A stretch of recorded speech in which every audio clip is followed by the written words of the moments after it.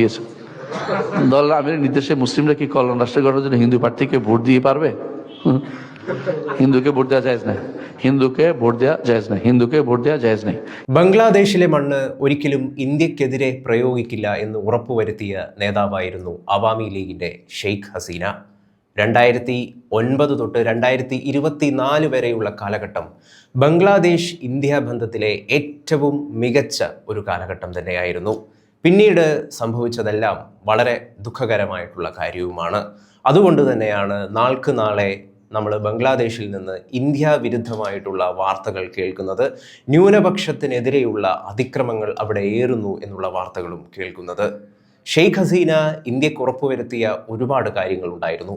അതിലേറ്റവും പ്രധാനപ്പെട്ടത്, ഇന്ത്യക്ക് അതുകൊണ്ട് തന്നെയാണ് ഷെയ്ഖ് ഹസീന ഭരണകൂടത്തോടും ഷെയ്ഖ് ഹസീനയോടും പ്രത്യേകതരമായിട്ടുള്ള താല്പര്യവുമുള്ളത്.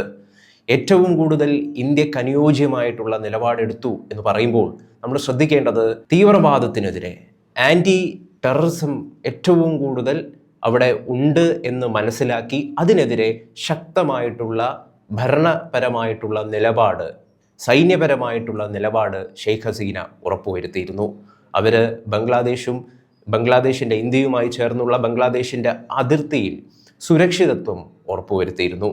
ഇതുമാത്രമല്ല, അതിനു പുറമെ ഏറ്റവും കൂടുതൽ വ്യവസായം, ഇന്ത്യക്ക് ഏറ്റവും മികച്ച രീതിയിൽ വ്യവസായം ചെയ്യുവാനായിട്ടുള്ള സാമൂഹികവും അതോടൊപ്പം തന്നെ സാമ്പത്തികവുമായിട്ടുള്ള ഒരു അവസ്ഥ ബംഗ്ലാദേശിൽ രൂപപ്പെടുത്തിയിരുന്നു. നമ്മുടെ റെയിൽ, റോഡ്, റിവർ തുടങ്ങിയ ഗതാഗത സംവിധാനം, കണക്ടിവിറ്റിയൊക്കെ ഏറ്റവും സുഗമമായ രീതിയിൽ ഷെയ്ഖ് ഹസീനയുടെ ഭരണസമയത്ത് ഉറപ്പുവരുത്തി. അങ്ങനെ ഇത്തരത്തിൽ ഉള്ള ഒരുപാട് നടപടികൾ കൊണ്ട് ഇന്ത്യക്ക് ഏറ്റവും കൂടുതൽ പ്രിയപ്പെട്ട ഒരു നേതാവ് തന്നെയായിരുന്നു ഷെയ്ഖ് ഹസീന. അതുകൊണ്ട് തന്നെയാണ് മുഹമ്മദ് യൂനസ് അവിടെ അധികാരത്തിൽ വന്നതിന് ശേഷം ഷെയ്ഖ് ഹസീനയ്ക്ക് അഭയം ഇന്ത്യ നൽകിയിരിക്കുന്നതും. അവരിപ്പോൾ ഡൽഹിയിൽ ഒരു സ്ഥലത്ത് താമസിക്കുകയാണ് എന്നാണ് നമുക്ക് അറിയാൻ കഴിയുന്നൊരു കാര്യം.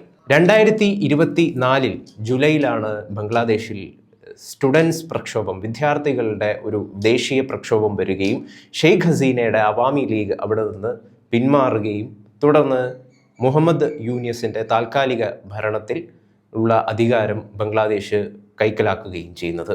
പിന്നീടുള്ള വാർത്തകൾ ഏറെ ഞെട്ടിക്കുന്നതായിരുന്നു. മുഹമ്മദ് യൂനസിൻ്റെ പല നിലപാടുകളും പ്രോ പാകിസ്ഥാനിയായി മാറുന്ന കാഴ്ചയും നമ്മൾ കണ്ടു.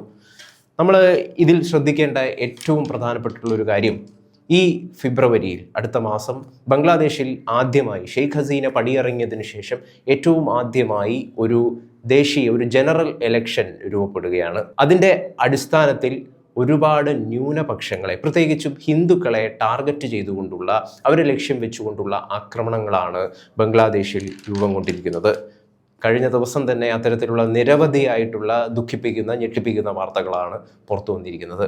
എന്നാൽ ഇതിനെതിരെ കഫിയ ധരിച്ചുകൊണ്ട് പലസ്തീനിൽ മരിച്ചു വീഴുന്ന കുഞ്ഞുങ്ങൾക്ക് വേണ്ടി ഐക്യദാർഢ്യവും സമ്മേളനവും നടത്തുവാൻ നമ്മുടെ നാട്ടിലെ രാഷ്ട്രീയ പാർട്ടികൾക്ക് താല്പര്യവും എല്ലാവിധത്തിലുമുള്ള മുൻകരുതലുകളും രൂപപ്പെടുമ്പോൾ, ബംഗ്ലാദേശിൽ മരിച്ചു വീഴുന്ന ഹിന്ദുക്കൾക്കായിട്ട് നമ്മുടെ പ്രിയപ്പെട്ട പിണറായി വിജയൻ സഖാവിനോ അതുപോലുള്ള മറ്റു നേതാക്കൾക്കോ താല്പര്യമില്ല എന്ന് പറയുന്നത് ഏറെ ഞെട്ടിപ്പിക്കുന്ന, ഏറെ ദുഃഖിപ്പിക്കുന്ന ഒരു സംഗതി തന്നെയാണ്. നിരവധിയായിട്ടുള്ള ഹിന്ദുക്കൾ കഴിഞ്ഞ ഡിസംബർ തൊട്ടിട്ട് ഈ ജനുവരിയുടെ ഈ 16-ാം തീയതി വരെ നമ്മൾ നോക്കുകയാണെങ്കിൽ ഒരുപാട് ഹിന്ദുക്കളാണ്, ഹോട്ടൽ ഉടമസ്ഥർ, സ്കൂൾ അധ്യാപകർ, അതുപോലെ മറ്റ് സാധാരണ തൊഴിലെടുത്ത് ജീവിക്കുന്ന ആളുകൾ, ഇങ്ങനെയുള്ള ആളുകളാണ് കൊല്ലപ്പെട്ടിരിക്കുന്നത്.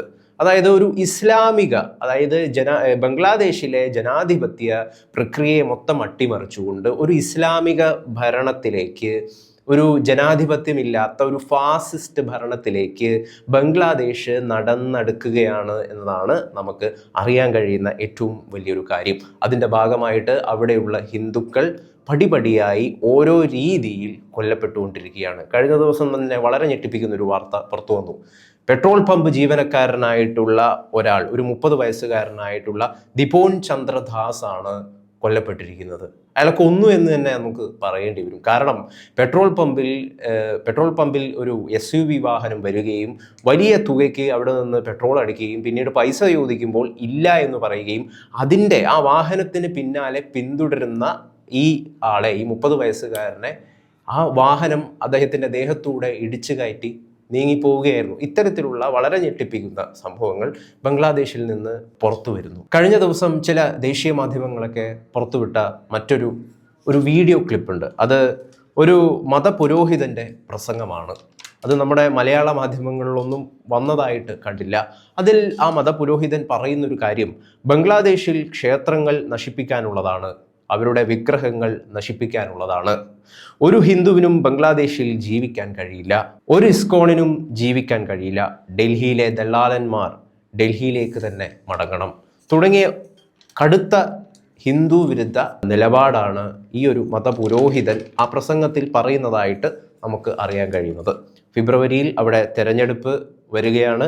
Bangladesh nationalist party, national citizen party, NCP, അതോടൊപ്പം തന്നെ ജമാഅത്തി, ബംഗ്ലാദേശ് ജമാഅത്തി ഇസ്ലാമി തുടങ്ങിയ പാർട്ടികളൊക്കെയാണ് ഈ തെരഞ്ഞെടുപ്പിന് മത്സരിക്കാനായിട്ട് അവിടെ നിൽക്കുന്നത്. അതിലേറ്റവും കൂടുതൽ മുൻതൂക്കം നിലവിൽ പല നിരീക്ഷകരും വിലയിരുത്തുന്നത് ബംഗ്ലാദേശ് നാഷണലിസ്റ്റ് പാർട്ടി അധികാരത്തിൽ വരും എന്നുള്ളതാണ്. ഏതാണ്ട് 50 മുതൽ 60% ഒരു സാധ്യതയാണ് നിലവിൽ അവിടെ ഉള്ളത്. പക്ഷേ ഇവരുടെ ബ്രെയിൻ പ്രവർത്തിക്കുന്നത് ഈ ഇസ്ലാമിസ്റ്റുകളുടെ ഒത്താശയ്ക്കനുസരിച്ചിട്ട്, അവരുടെ നിർദ്ദേശത്തിനനുസരിച്ചായിരിക്കും എന്നുള്ളതാണ് ഏറ്റവും കൂടുതൽ ആശങ്കയുണർത്തുന്ന ഒരു കാര്യമെന്ന് പറയുന്നത്. അപ്പം ബംഗ്ലാദേശ് പടിയെ നേരത്തെ പറഞ്ഞതുപോലെ ഒരു ഇസ്ലാമിക ഭരണത്തിലേക്ക് പുറത്തു വരികയാണ്. ഹിന്ദുക്കൾക്ക് ദയവ് ചെയ്ത് വോട്ട് ചെയ്യരുത്, അങ്ങനെ വോട്ട് ചെയ്താൽ അത് ഹറാമായി മാറിത്തീരും തുടങ്ങിയ മതപുരോഹിതരുടെ പ്രഭാഷണങ്ങൾ ബംഗ്ലാദേശിൽ നിന്ന് രൂപപ്പെടുന്നു. അത്തരത്തിലുള്ള വീഡിയോ ക്ലിപ്പുകൾ ഇപ്പോൾ സമൂഹ മാധ്യമങ്ങളിൽ വലിയ രീതിയിൽ প্রচারিত দিয়েছে। দল আমিরের নির্দেশে মুসলিমরা কি কল্যাণ রাষ্ট্র গঠনের জন্য হিন্দু প্রার্থীকে ভোট দিয়ে পারবে? হিন্দুকে ভোট দেওয়া জায়েজ না, হিন্দুকে ভোট দেওয়া জায়েজ নাই, হিন্দুকে ভোট দেওয়া জায়েজ নাই। হিন্দু না, কোনো কাফেরকে ভোট দেওয়া ইমানদারের জন্য জায়েজ নেই। আর ভোট কিসে দিচ্ছেন, কিসের উপর দিচ্ছেন, গোড়ায় নাই আকার দিবেন কোথেকে? তার আপনি যদুর প্রশ্ন নতুন উত্তর দিলাম তো জায়েজ নেই, এবার বাকিটা আবার বুঝবেন। এমনিতেই আমরা এই সমস্ত ভোট থেকে কোনো উপকৃত হই না, আমরা কি করে দূরে থাকি, কারণ এগুলি আমাদের কোনো উপকার আসে না। আউযুবিল্লাহ, এগুলি ভোট দেওয়ার অর্থ হচ্ছে আপনি কিসে প্রমোট করতেছেন? কুফরিকে প্রমোট করতেছেন।